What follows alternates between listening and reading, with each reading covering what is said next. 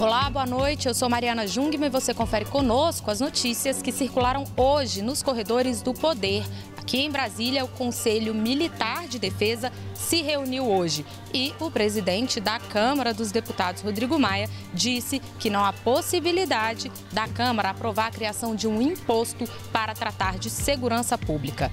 Tudo isso você confere conosco a partir de agora pela TV Brasil, pela Rádio Nacional e emissoras públicas de todo o país. A gente começa falando com a Daniele Popov lá na redação da TV Brasil, porque, Dani, hoje o Conselho Militar de Defesa se reuniu aqui em Brasília e, claro, Rio de Janeiro foi um dos temas tratados, né? Boa noite. Mariana, boa noite para você, boa noite a todos. Foi um dos temas, mas não aqueles que os jornalistas mais perguntaram. Daqui a pouquinho eu explico por quê. Após a reunião, o presidente Michel Temer e o ministro da Defesa, Raul Jungmann, falaram com a imprensa. Temer disse brevemente que acompanhou uma apresentação de tudo que as Forças Armadas fazem, mas não entrou em detalhes. Já Raul Jungmann fez questão de ressaltar que o tema intervenção federal não foi citado na reunião. No entanto, o ministro da Defesa informou que conversou sim com o interventor, o general Braga Neto, que garantiu que vai apresentar o plano de intervenção nos próximos dias. E sobre a manutenção da garantia da lei e da ordem, a GLO, no Rio de Janeiro, Jungmann afirmou que ela continua. Então ninguém ficou parado lá, como também não ficou parada a GLO. Nós fizemos varredura de presídios, como vocês souberam. Nós fizemos bloqueios das principais rodovias federais do Rio de Janeiro, que na verdade é todo o entorno do Rio de Janeiro. Aconteceu isso. Nós tivemos naquela comunidade Kelsons, onde aconteceu um ataque à unidade militar da Marinha. Nós tivemos também em Chapadão, Pedreira. Nós fizemos bloqueios, checkpoints em todos os principais pontos onde acontece roubo de carga. Então, a GLO, ela continua naturalmente dentro do seu planejamento. O interventor que cuida da parte estadual, administrativa, da segurança do Rio de Janeiro. O ministro da Defesa informou ainda que no orçamento deste ano já estão reservados 100 milhões de reais pela primeira vez apenas para a GLO. Lembrando que desde julho do ano passado as Forças Armadas estão atuando no Rio por meio dessa garantia da lei e da ordem, né? Bom, e uma curiosidade, Mariana, é que pela primeira vez o presidente da República fez uma visita oficial ao Ministério da Defesa e participou de uma reunião do Conselho Militar de Defesa. Essas reuniões ocorrem normalmente no Palácio do Planalto. O Conselho assessora o presidente da República sobre questões relacionadas às Forças Armadas e hoje os militares apresentaram projetos estratégicos do setor. Mariana. Obrigada, Daniele Popov. Pois é, e aí a gente também lembra, né, Dani, que sempre o ministro da Defesa vem ressaltando que existem duas situações distintas no Rio, que, claro, conversam entre si, mas que são distintas, que é esse decreto da garantia da lei e da ordem e o decreto de intervenção. Um tem um cunho mais diretamente militar mesmo, né, de ações militares, e o outro, o decreto de intervenção, é uma questão mais administrativa. E aí, sobre isso, eu vou falar então agora com o Maurício de Almeida lá no Rio de Janeiro, porque, Maurício, há aí um plano, né, para essa intervenção, há uma expectativa em torno desse plano para a intervenção, e você traz para a gente também outros assuntos sobre segurança aí no Rio, né? Boa noite. Olá, Mariana, boa noite. Realmente a expectativa muito grande para o anúncio detalhado do plano que deve acontecer na semana que vem. O general Braga Neto, que é o interventor, provavelmente vai convocar uma entrevista coletiva, detalhar o plano e também anunciar o novo secretário de Segurança Pública do Estado, já que o secretário Roberto Sá entregou o cargo. Também são esperadas possíveis mudanças, tanto na Polícia Militar quanto na Polícia Civil. E a Ordem dos Advogados do Brasil, aqui no Rio de Janeiro, criou uma comissão para acompanhar a intervenção no Rio de Janeiro. O objetivo é evitar possíveis abusos. O principal temor da OAB é que são com os mandatos de... A OAB tem muito medo dos mandados de busca e apreensão coletivos. Ela é contra essa decisão de ter mandados de busca e apreensão coletivos. Mas o próprio governo federal já descartou a utilização desta prática. E hoje, no sul do estado, 80 pessoas foram presas, todas acusadas de envolvimento com o tráfico de drogas. Foi uma operação da Polícia Civil que aconteceu nas cidades de Barra Mansa, Itatiaia, Porto Real, Volta Redonda e Resende. E o Ministério Público do Estado denunciou o presidente presidente afastado da Assembleia do Rio, Jorge Pisciani, por improbidade administrativa. Ele, o filho dele, Felipe Pisciani, e um outro empresário, segundo o Ministério Público, teriam montado um esquema para fazer lavagem de dinheiro, fraudando venda de bois. O procurador-geral do Estado diz que essa denúncia só foi possível graças à cooperação do Poder Judiciário. Sem dúvida alguma, esse compartilhamento de provas, essa interação da esfera estadual com as esferas federais é muito importante, porque é a partir daí que nós poderemos deflagrar as ações no âmbito estadual. Bem, vamos continuar falando de segurança, só que agora em São Paulo, com a repórter Vanessa Casalino, que tem outras informações. Hoje teve reunião por aí, né, Vanessa? Boa noite.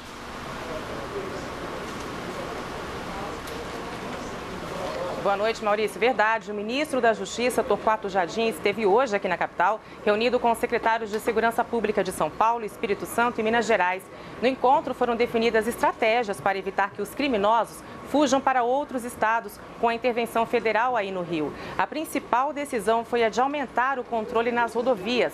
Torquato Jardim explicou que as polícias rodoviárias estadual e federal poderão agir em conjunto em vias estratégicas, como, por exemplo, as rodovias Fernão Dias e Dutra. Vamos acompanhar o que disse o ministro. Os crimes têm, no mínimo, caráter nacional. As organizações criminosas e suas subfacções têm, no mínimo, caráter nacional. Por mais eficaz que seja a intervenção no Rio de Janeiro, por mais eficaz que sejam os órgãos de segurança pública do Espírito Santo, de Minas Gerais e de São Paulo, a eficiência será muito maior se trabalharmos todos juntos.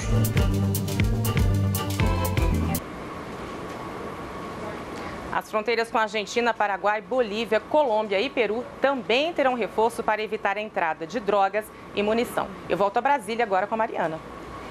Obrigada, Vanessa Casalino. E olha, aqui em Brasília foi o presidente da Câmara dos Deputados que falou ontem sobre a possibilidade, ou melhor, a não possibilidade de criação de um imposto para tratar desse tema da segurança pública e para financiar a questão da segurança pública. Rodrigo Maia disse ontem que foi consultado de maneira informal pelo presidente Michel Temer sobre esse assunto e disse ter avisado a ele que não há possibilidade da Câmara dos Deputados aprovar a criação de mais um imposto no país.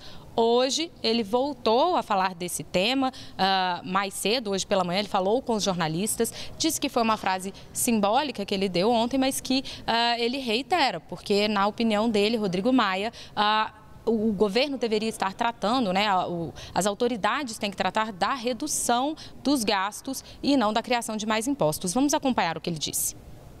Se o governo quer criar impostos, eu acho que eu prefiro discutir o lado das despesas. É por isso que eu fiz de forma simbólica aquela frase ontem, mas acho que de fato a gente tem que discutir despesas. O brasileiro não quer pagar impostos. A gente espera que além disso a gente possa avançar, como eu disse, numa discussão mais profunda sobre os gastos obrigatórios do governo, de que forma que a gente pode reduzir despesas para que o equilíbrio das contas esteja garantido e que a gente possa gerar essa segurança para que o investidor que quer investir a médio e longo prazo tenha segurança no Brasil.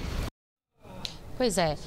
E aí Rodrigo Maia também emendou dizendo da preocupação dele com a questão do teto de gastos, né, que é uma obrigação que tem que ser cumprida. Ele disse que há uma previsão de estouro do teto de gastos em 20 bilhões de reais. Há também aquela chamada regra de ouro da responsabilidade fiscal. Então, ele disse que há aí uma grande preocupação com essa questão dos gastos públicos e aí disse que o governo deve estar focado nessa questão da redução, então, dos gastos públicos. Eu vou voltar a São Paulo para falar novamente com a Vanessa Casalino, né, Vanessa? Mas aí a gente muda um pouco a pauta, porque aí em São Paulo o Ministério Público Federal afirmou aí que um ex-diretor de uma empresa estatal aí que cuida, uma empresa pública que cuida das rodovias do estado, esse ex-diretor acumulou uma fortuna na Suíça, né, em contas na Suíça.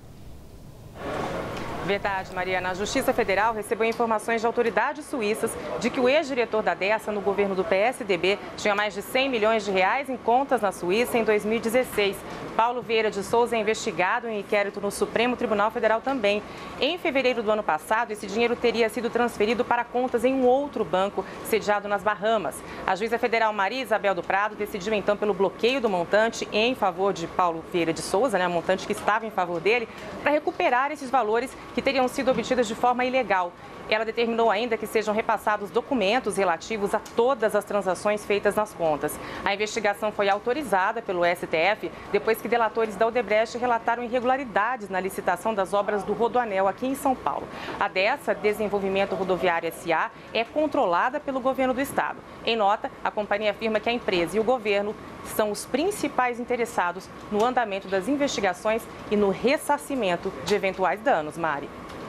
Obrigada, Vanessa Casalino. Vamos agora, então, falar com Jéssica Gonçalves, nos estúdios da Rádio Nacional. Jéssica, você traz informações da Polícia Federal para a gente. Hoje teve nova fase da Operação Lava Jato e também outras operações, né? Boa noite. Isso mesmo, Mariana. Boa noite a você e a todos. Foram cumpridos mais de 50 mandados de busca e apreensão e 6 de prisão temporária nos estados do Paraná, Santa Catarina, Rio de Janeiro e São Paulo. A 48ª fase da Operação Lava Jato, a primeira deflagrada este ano, foi chamada de Operação Integração. A Polícia Federal investiga casos de corrupção ligados à concessão de rodovias federais no chamado Anel da Integração, no Paraná. Durante as investigações, a PF detectou o uso das estruturas de lavagem de dinheiro reveladas na Operação Lava Jato para operacionalizar os recursos ilícitos pagos a agentes públicos, principalmente através dos operadores financeiros Adir Assad e Rodrigo Tacla Duran, já investigados na operação. Um dos presos de hoje é o diretor-geral do Departamento de Estradas de Rodagem do Paraná, Nelson Leal. Outras 5 pessoas também foram presas em Londrina, Curitiba e também em São Paulo. A sala de um servidor da Casa Civil do governo no Paraná foi vasculhada e a empresa Triunfo Participações também foi um dos alvos. Ela administra a Econorte, uma concessionária que opera 341 quilômetros de rodovias e cobrava um valor médio de pedágio de R$ 20. O Ministério Público Federal do Paraná identificou que havia esquema de repasse de dinheiro para empresas ligadas a servidores públicos do DR paranaense, do DENIT e da Casa Civil do Estado. Até o fechamento da apuração, nem a Econorte e nem o DR do Paraná haviam se manifestado sobre a Operação Lava Jato. E agora a gente fala sobre outra operação. A Polícia Federal realizou hoje uma operação contra uma tentativa bilionária de fraude no seguro-desemprego. Agentes da Polícia Federal cumpriram mandados da Operação Fake em cidades nos estados do Pará e do Maranhão. Segundo a PF, em apenas 10 minutos, os policiais flagraram 42 tentativas de fraude ao benefício em uma única agência da Caixa Econômica Federal, na cidade de Redenção, no Pará. Os investigados vão responder por estelionato qualificado, inserção de dados falsos em sistemas de informações e associação criminosa, com penas que podem ultrapassar 20 anos de prisão. Eu volto com você, Mariana. Obrigada, Jéssica Gonçalves. Olha, no próximo bloco eu te conto sobre a reunião do presidente da Câmara com a presidente do Supremo Tribunal Federal hoje. É daqui a pouquinho, a gente já volta. Olá, eu sou Mariana Jungmann. Nós estamos de volta com as notícias que circularam hoje nos corredores do poder. No primeiro bloco, você viu que hoje o Conselho Militar de Defesa se reuniu aqui em Brasília e também ouviu que o presidente da Câmara dos Deputados descartou a possibilidade de criação de um novo imposto para tratar aí, para financiar a segurança pública. Agora, no início desse bloco, então, a gente vai à Agência Brasil falar com a Carolina Pimentel. Carolina Pimentel, a Itália não desistiu do caso do ex-ativista Cesare Battisti, né? Continua aí tentando com o Brasil uma extradição desse ex-ativista político, né? É isso mesmo, Mariana. Boa noite. Tudo indica que a Itália continua interessada e querendo a extradição, né? Bem, o ministro das Relações Exteriores e Cooperação Internacional da Itália, Angelino Alfano, disse hoje que o país continua com a máxima atenção à evolução do caso do ex-ativista italiano Cesare Battisti aqui na Justiça brasileira. O chanceler ele se encontrou hoje com o ministro das Relações Exteriores do Brasil, Aloysio Nunes, no Palácio do Itamaraty. O chanceler italiano afirmou que espera que esse caso tenha uma decisão favorável e disse também esperar que o clima positivo entre Brasil e Itália possa trazer uma solução para essa questão. O ministro Aloysio Nunes não mencionou o caso no pronunciamento que fez à imprensa. Agora, ontem, o governo federal defendeu no Supremo Tribunal Federal que a presidência da República tem competência legal para dar a última palavra sobre a extradição de estrangeiros. E essa manifestação faz parte de um processo em que Cesare Battisti pretende suspender preventivamente uma eventual decisão que determine a expulsão dele aqui do Brasil. A ação não tem data para ser julgada. No fim do ano passado, a extradição de Cesare Battisti voltou a ser cogitada depois que autoridades italianas afirmaram que mantêm conversas com o Brasil para garantir a devolução do italiano. Mariana.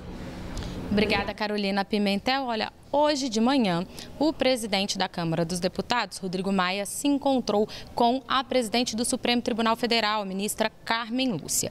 Um dos temas que eles trataram foi a questão do teto salarial do funcionalismo público, questão antiga, por sinal, né? E aí, Rodrigo Maia saiu do encontro dizendo que a Câmara vai aguardar que o Supremo se manifeste sobre isso numa ação que vai ser julgada em breve, para depois votar um projeto de lei que já está aqui pronto na Casa para ser votado e que trata esse projeto de lei sobre o teto salarial para os funcionários públicos dos 3 poderes. Por quê? Essa questão do teto salarial, volta e meia, vem à pauta novamente, porque além do salário direto, os funcionários públicos recebem outros auxílios, como o caso do auxílio moradia, por exemplo. E aí sempre há um questionamento se isso configura salário ou não, e aí se isso se enquadra ou não dentro do teto. No caso do Supremo Tribunal Federal, uma das questões que vai ser resolvida é quanto aos juízes, porque, por exemplo, há questões de juízes que são casados, né, com outros, um juiz casado com uma juíza, e aí os dois recebem auxílio moradia, e aí fica aquela dúvida sobre essa questão do teto salarial. Mas aí, Rodrigo Maia disse, então, que esse tema só vai ser discutido no Congresso depois que for votado no Supremo. Vamos acompanhar o que ele disse hoje. Eu defendo que a gente espere o julgamento e faça depois, porque a interpretação do Supremo sobre esse tema vai ser a base do trabalho. Ninguém pode desrespeitar uma decisão do Supremo. Então, não adianta que a gente legisle de uma forma e o Supremo interprete do outro. Então, acho que se o Supremo já pautou, e é uma pauta daqui a algumas semanas, talvez o mais prudente seja o Supremo pautar e depois a Câmara votar com uma parte já resolvida. Tem outros temas que a Câmara vai ter que legislar sobre esse assunto também. Pois é, então aí o presidente da Câmara, o presidente e a presidente do Supremo buscando aí uma harmonia, né, entre os poderes para poder tratar dessa pauta sem bateção de cabeça, como a gente diz aí no jargão popular. Bom, a gente continua falando de Supremo, mas eu vou falar com a Carolina Pimentel, porque, Carolina, hoje tinha previsão aí do Supremo Tribunal Federal retomar um julgamento que tem a ver com a constitucionalidade do Código Florestal, né? Mariana, esse julgamento voltou, o Supremo Tribunal Federal voltou a julgar essa questão da constitucionalidade do Código Florestal. Essa lei foi sancionada em 2012 para estabelecer as normas gerais sobre a exploração em áreas de proteção ambiental em todo o país. O julgamento foi interrompido em novembro do ano passado por um pedido de vista da presidente do tribunal, ministra Carmen Lúcia, e ontem a ação voltou ao plenário da Corte. Os processos de inconstitucionalidade contra dispositivos do Código Florestal, eles foram protocolados pela Procuradoria-Geral da República e pelo PSOL no início de 2013. A sessão já terminou, mas não foi divulgado o resultado definitivo sobre o tema. Muitos artigos estão sendo analisados pelos ministros e, segundo a ministra Carmen Lúcia, esse resultado final deve ser divulgado somente na próxima sessão plenária.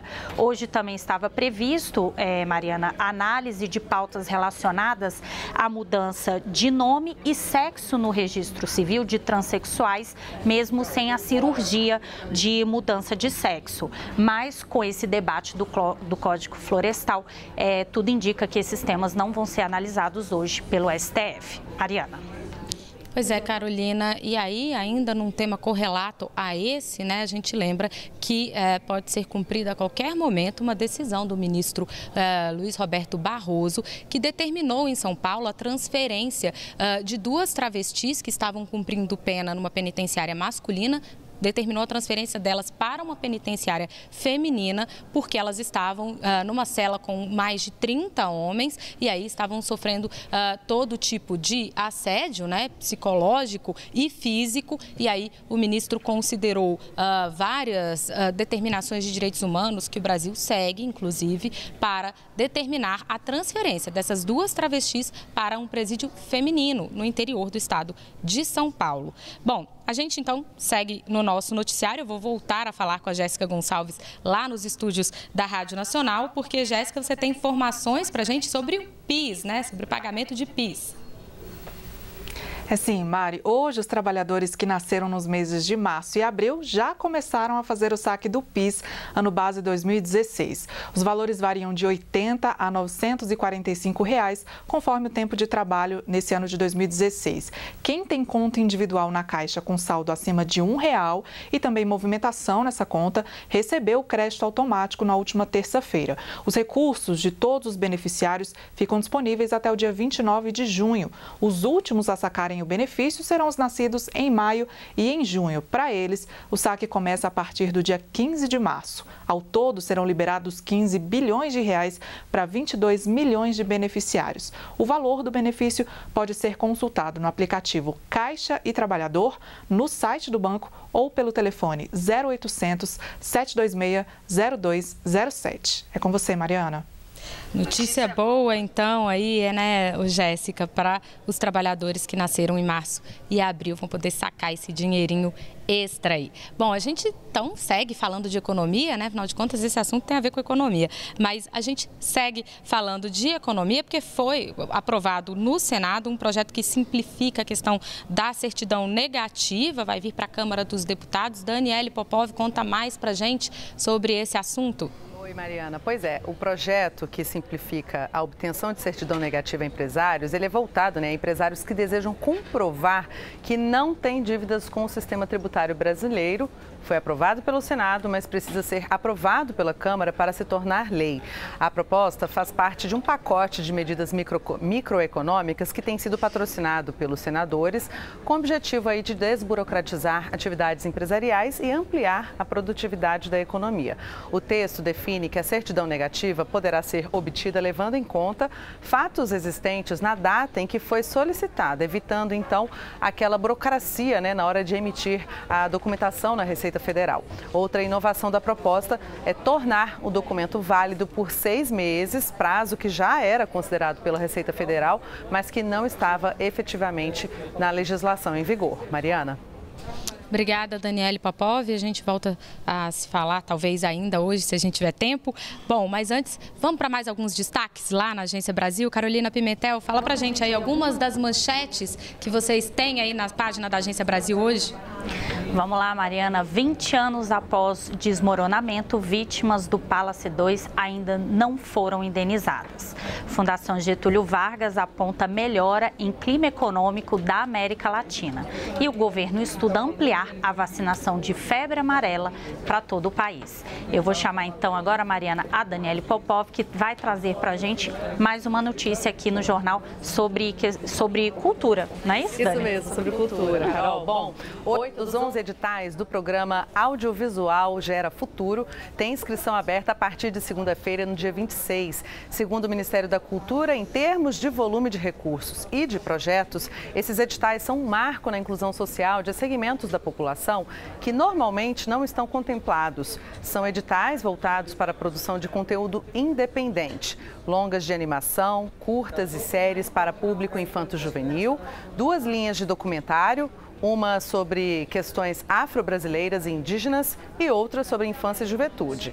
Amanhã, sexta-feira, outros 3 editais serão publicados no Diário Oficial da União, voltados à produção de jogos eletrônicos, curtas e séries infantis. O Ministério da Cultura vai disponibilizar 37,5 milhões de reais para a produção de 46 projetos com recursos do Fundo Setorial do Audiovisual. Para participar, as produtoras precisam ter registro regular e estarem classificadas como produtoras independentes na Agência Nacional do Cinema, a Ancine, que é vinculada ao Ministério da Cultura. Mariana?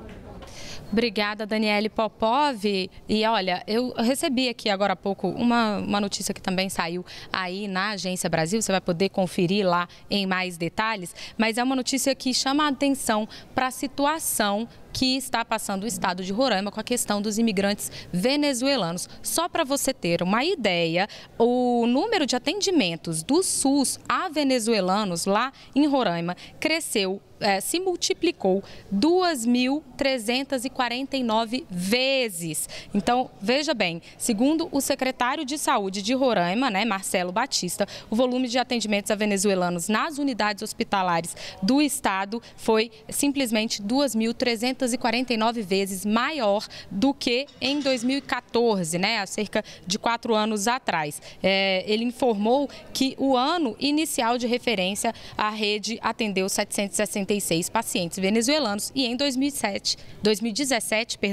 18 mil, ou seja, pulou de 766 para 18 mil em 4 anos. Isso só para você ter uma ideia, então, de como é a situação da crise aí da imigração de venezuelanos para o Brasil. Com isso, a gente encerra o noticiário de hoje e a gente te espera aqui novamente amanhã. Uma boa noite.